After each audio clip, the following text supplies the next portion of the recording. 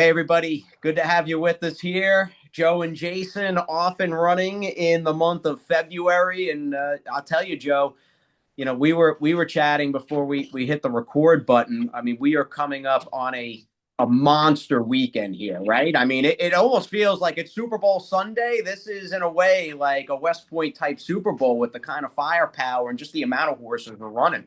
Yeah, I mean it's like Christmas in February almost, like with the cancellations last week, even across the country, like beyond us, like with the Aqueduct's got a great card, Tampa, Santa Anita, Oak Lawn, like there's just so much action for a February weekend. But yeah, for us, it's like I would say 1A and 1B of our 3-year-old fillies run in, Sandman back. I mean, I won't spoil it, we're gonna get into it, but yeah, we are loaded and I'm super excited. Absolutely, and not all that far, Joe. As I hop on here and share my screen, not all that far, my friend, from OBS March, right? It's just around the corner, about 6 weeks away from the first 2-year-old sale of the season. Yeah, man, and just from being in the frigid New York temperatures now for months, I'm telling you, I can't wait to get back down to Ocala. But it's always a fun event because it's like the kickoff to the sales calendar. It's if you haven't been, it's a really fun, like casual vibe. It's a great way to kind of get up close to our evaluation process. But yeah, it'll be here before you know it, Jay. Absolutely. We've got Super Corridora in action on Sunday. My birthday, coincidentally. That'd be a nice Oh, birth. Yeah, dude. nice. And no one has to wish me a happy birthday. All We right. will. Yeah, please don't. Actually, I'm like a 10-year-old with that. But yes, for my birthday, I would love for her to come back and just, you know, in the words of Nick Zito, do what you did last time. Right. Right. Yeah.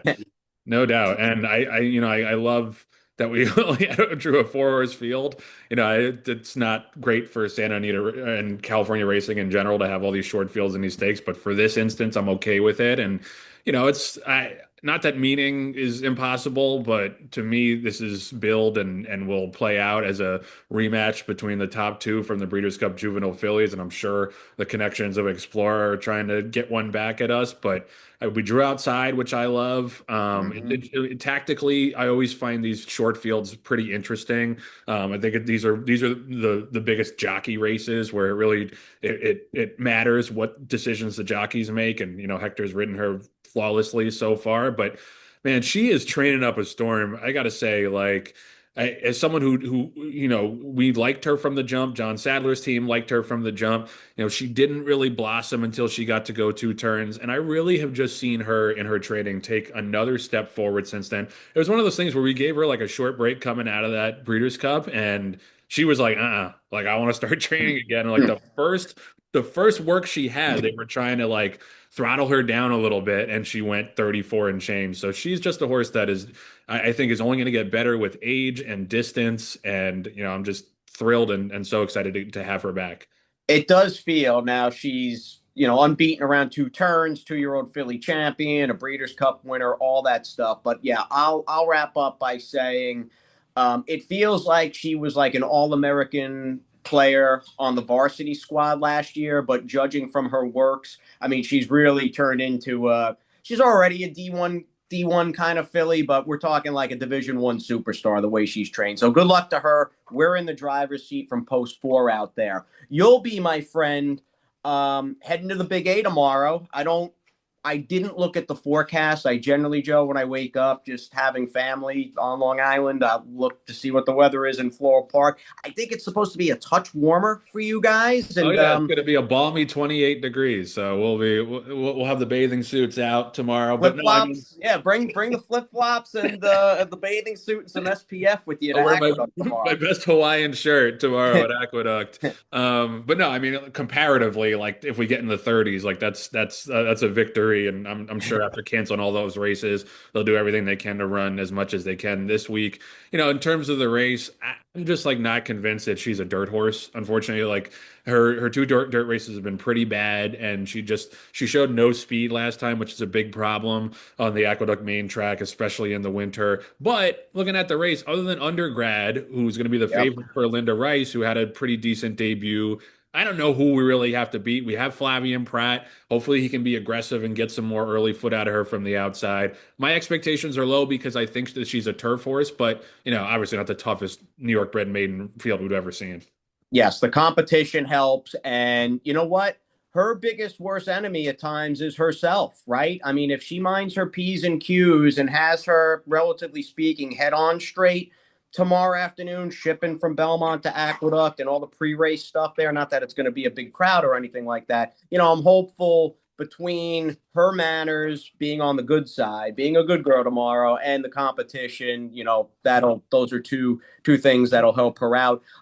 You'll be at the Big A. I'm going to head down to Gulfstream for a couple of hours. We've got our unbeaten Caro filly, Pillar of Beauty, in race number 7. Not a layup. This will be a good test for her. Looking at the likes of the two Catalonia, I thought the Mark Cassie filly, My Sweetheart, looked a little interesting. We'll see if the Mike Yates, the Bo Yates filly on the rail. If you said so off that 82 buyer at nearly 40-1 is legit. But I love, Joe, not only Pillar of Beauty's first start, but like that up close rateability that she showed. Yeah, no doubt. She had professionalism beyond her years in that race, especially from the rail. That is a tricky spot for a first time starter in a mad dash sprint like that to be at the inside. But she settled beautifully for Junior, punched through, without any hesitation. And Bill's obviously thought very highly of her from the jump, and I love that her nickname is Mighty Mouse. And I think that she's got the total package from a physical standpoint without being like a big old beast of a filly. And there's a lot of money to be made in those sprint races later this summer and into the fall. So I think it'll be a definite test for her. First time against winners. I think Catalonia, and If You Said So, like that, they came home fast in that race. But there's one other horse I wanted to mention, and this goes out to you, Ted Myers. I'm going to pick this horse, even though we have a horse in the race. I think Sapphire Beach is very, very interesting for Rusty Arnold. Jumped way forward, first time on the grass, made an early move, opened up in that tiring stretch at Kentucky Downs, and just got overtaken late. So I think if you're looking for a price in this race, Sapphire Beach with Johnny V up is the horse that I would go towards. All right. Shout out to Ted, who's feeling well. Had a little procedure done, health procedure, nothing major or anything, and actually, went for his checkup this morning, and already heard from him. He said everything's coming along in terms of his recovery as smooth as possible. So, Ted, we're thinking of you. Joe's in on Sapphire Beach, and glad you're feeling well, pal. And look forward to seeing you and Kathy sometime soon. If you guys make, assuming Misenchanted gets in, they use a race, all that stuff. Hopefully, the Blewitts and the Myers, and maybe Joe Bianca will be together at Gulfstream Park next week. I would love it. Yeah. We'll get you down. We have the extra bed upstairs here at the house, pal, and you are an animal lover, so you are. Yeah, you are that's a dream welcome. for me. I love it. Absolutely. So, the game is full of pitfalls, and it's rarely a straight line, right? In terms of from point A to B to C. It's just the nature of the beast with this crazy sport, which we love so much. There are some horses, though. Gardner Grace kind of fits the mold. That just seem to have maybe a little worse luck than some others. And I did chuckle to myself, Joe, thinking we had Gardner Grace in, who's been scratched. There's been cancellations. Maybe a ride or two wasn't the best. I did laugh that basically in a 24-hour span, she's racing in New York, and then we've got our hard luck Florida bred, Cajun Gold, finally, knock on wood, in a race Friday. We'll see how he does first start, actually, since Kentucky Derby Day. Ran Derby Day at Gulfstream. I remember we were just about to go into the paddock and watching his race on my phone there at Churchill. Yeah, that shows you how dedicated we are. We're about to go into the paddock for the Derby, and we're watching Cajun Gold at Gulfstream in a state bred race. But they're all important, they're all important to us, every starter. And I actually really like this spot for him. Like in these 5 furlong races, you're expecting there to be a bunch of speed signed on. I really don't see that much. Like maybe Knight towards the inside has a little bit of early foot, but other than that, I mean, he should be loose in here. And, he has had a bit of seconditis in his career. So if you are playing, I would bet him to win, but then also underneath in the exacta with a couple of horses. But I was pleasantly surprised, Jason, when I opened the PPs for this race, how little other early speed there looks to be. Absolutely. There's just a real dearth of it on paper. Melody Man, we look faster than at least early on. I would imagine he doesn't have to move forward, but if he did, in fact, in his second start for Ken Sweezy, step up here, he'd be a dangerous horse along with Knight. That they're coming out of the naturally the race December 13th, where our guy had a little bit of a bug and had to scratch out. But good luck to Cajun Gold.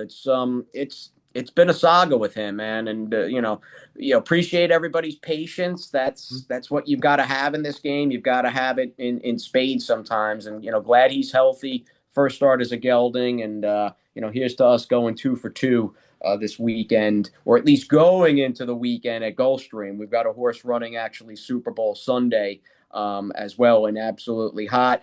Counting Stars, my friend, Friday afternoon at Oaklawn Park. It's a big Friday. I mean, in terms of the canceled card with them bringing it back. As I said with Pillar of Beauty, Joe, in terms of just this overall is going to be a pretty good test for her. I firmly believe not only in her quality and her talent and all that stuff, but she has not faced the kind of firepower with. Oh, wow. The Good. celebrity's calling. Yeah. There we go. I'll have to call good old Shuggy Bear back. I silenced my notifications here. I don't know. That shouldn't have. Shug called you, got through anyway. Well, Shug's got the bat phone. Let me text him right now. Hold on. Yeah. All right. And now I realize behind the curtain right here. Yeah, could this be any more unprofessional? I'm gonna text him back from my phone. I'm glad there was nothing. Not that there would have been anything like super sensitive on my iPad. But I saw a video on Twitter a couple of days ago.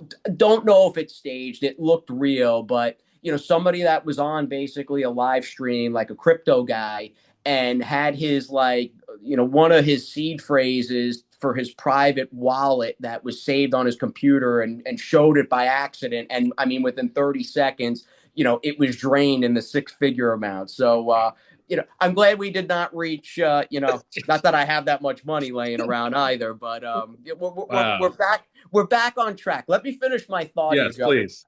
I think with Counting Stars, facing Hit Parade and this Gun Runner stablemate homebred for Tracy Farmer, who was just really with racing maturity and distance, 2 turns on the dirt, has come into her own. This is going to be a very good showdown and test for her. She has not faced this kind of crew before, right? Yeah, I mean, this is obviously a step up, but I'm so bullish on this filly. Just kind of the way that the way that she runs, the way that she settles. I think like she has got so much tractability and versatility that I love that. I don't feel like she's ever going to be up against it from a pace perspective. She moved a little early in the year's end last time and ended up not mattering. She went wide. That didn't matter at all. Obviously a tougher field, but without a ton of, early speed, she can play close. If there is a lot of speed, she can sit back. I agree with you about Search Party. I think this is a horse, typical Mark Casse horse that has kind of raced into, the upper echelon potentially of 3-year-old fillies. Everybody's talking about Hit Parade as being the other horse. She obviously is coming off the win in the Untappable. She's won 3 in a row, but she's got to come to Oaklawn and do it. And for whatever reason, Brad Cox is only 1 for 17 at the meet so far. Cassie, on the other hand, 11 for 23. So I think we got the home field advantage there. And this is a filly that, as you know, has shown herself well from day one when she got to Ocala. And I would love to bet her at anything at 2-1 or above. So I'm hoping that they go a little crazy for the other Cassie and the Brad Cox horse. I'm gonna put you on the spot here, Joe. I thought of this earlier when I was looking at the race before we came on. Like, Joe, like seriously, dude, you are a very large part why we have her. I remember there was some discussion, should we trim her? And you really fought to keep Counting Stars, or the filly that turned out to be Counting Stars, on our OBS April shortlist, my friend. So, great, just phenomenal call by you. What's it been like? That. I mean, because it's like, we all have our personal favorites at the sale. Horse like you think is a can't miss horse, and again, it doesn't always work out that way. What's it been like though? Because you were so in love and so bullish on her. I mean, what's her career been like for you so far in those 4 races? It's been tremendous, other than I probably have not bet as much on her as I should have so far. But it's been awesome to be validated. And I'm gonna give a hat tip to Danielle Austin too, who also, really liked her at the sale and fought to keep her on the short list. And yeah, it's nice because, as there are plenty of times where we're wrong about horses. We fall in love with a horse at the sale and they don't pan out. But she just, she struck me as special, from day one, physically, mentally, everything. And so yeah, if she keeps on this path and gets to the Oaks, I'll have like an extra little bit of pride to put her in that starting gate. Very nice. We will definitely hold the good thought there. Good luck to Liberty's champion. Again, in full candidness, don't love the spot he's in. It's not my call. I think this is a horse that probably could appreciate a dip in class. I'm not saying, maiden 12 or maiden 10 or anything like that, but he looks, I mean, he's 30-1 in the program. He looks in tough on Friday at Oaklawn, but hopefully he can step forward in his second start. It doesn't look, Joe, like we're going to get in with Keep It Easy on the Tampa Bay turf, and he's the one horse in the entire stable. I feel like everybody's been waiting to bet for Mhm. in his turf debut, and it feels like we've been waiting kind of a long time for that at this point. Yeah, no doubt. And, we scratched out of the race on Pegasus Day, probably the right call, but I think wherever he ends up running on grass, he's going to outrun his odds. Hard spun out of an English Channel mare. He kind of runs like a turf horse, settles and makes that one powerful run. And yeah, I wonder if some of his poorer races are because he doesn't like the kickback and he doesn't really like the surface. So yeah, whenever it happens, Jay, we're taking the rubber bands off and going hard.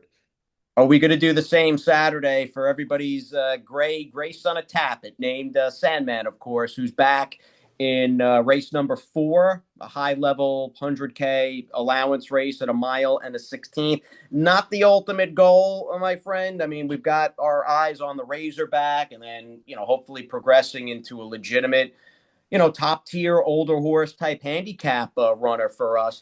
I'm excited to see him run. I think everybody loves Sandman being not critical, but like this, it's up to him now, right? Like he was a grade 1 winner at 3, fast pace in the Arkansas Derby, will always have a soft spot and a great memory and a real feeling of gratitude and thankfulness with him getting us to the Derby and the Preakness and just experiencing having a legit contender in 2 legs of the Triple Crown. But I feel like, all right, dude, you're 4 now. It's time for you to really sort of step up your game and reach that next level. Yeah, no, I mean, I agree with you. I think, if we're just being completely honest, his campaign was a little bit disappointing after the Arkansas Derby. He didn't do a ton of running in the Kentucky Derby. He ran okay in the Preakness, I thought. I was turning for home. I thought he was going to run by them all and just kind of flatten out in the stretch. Was terrible in the Jim Dandy, terrible in the Nashville Derby. That being said, he had a long campaign. He started his 2-year-old year in June and basically didn't have a break all the way until the end of August of his 3-year-old year. Like I know in the grand scheme of things in the history of racing, that's not super taxing, but in the modern day, to run 12 times in 14 months with almost all of them coming in graded stakes company, that's a pretty hefty campaign. And I do think that this time off has served him well, both mentally, physically, just to get a reset. He's put on muscle. He's training great. I agree with you. I think that, it's time for him to take a step forward. If not in this race, then in the next race. And this race does not look like it's got a bunch of killers in it. For a 4 lifetime allowance, Catching Freedom's all right. Like there's, a couple other horses, Sir Grayland on the outside. Track Phantom might be loose on the lead in here, but there's nobody in here that's like, oh man, well, we'll be lucky to run second to this horse. So I'm thrilled to get him back. And I agree. It's time for him to kind of fulfill the potential he showed us, if not in this race, then in the next race or two. The title I had looking at this race in my mind was sort of the quote unquote remember when handicap. Because in addition to our guy, yeah, Joe was touching upon Catching Freedom's got some back class. You've got a few Kentucky Derby horses in here, actually. Us and Track Track Phantom was in the Phantom. Derby, yeah. Yeah, and Catching Freedom, in fact, was 4th in the Mystic Dan Sierra Leone Forever Young and Fierceness Derby. So yeah, an interesting crew of older horses. Good luck to Sandman. I have not been to Oaklawn Park. I am hoping at some point this winter to rectify that. Mhm. I was just thinking, Joe, like, again, having been a racing guy now for 3 decades plus, and you're a longtime horse racing nerd too, and you've been to Oaklawn, you were there for the Arkansas Derby. Like, as an aside, I was just thinking like how excited people in Hot Springs, because there's so many people that love Oaklawn and love horse racing. Like, it's going to be a big deal, man. I'm sure there'll be a buzz on track to see this horse on Saturday. Yeah, I mean, I feel like, and just in general, this is probably gonna be the most watched allowance race of the year in anywhere in the country. But yeah, like he definitely has a fan base, and Oakland, I highly recommend going. It's a great track. They had like 70 plus thousand for the Arkansas Derby last year. They really do a great job putting on a great show. Obviously, give out a lot of money, but it is one of those places where you go across the country. There are certain tracks that are not what they used to be. Oakland is booming, and it's kind of like going back in time to the heyday of when all tracks were like that in the mid 20th century. I like hearing that, man. I often think whenever something pops up on YouTube as like a suggested video, or some of the horse racing, channels I follow on Twitter, race comes up. Doesn't necessarily have to be Secretariat or one of the Triple Crown winners from the '70s, but just seeing what it used to be like, with stands mobbed, parking lot mobbed.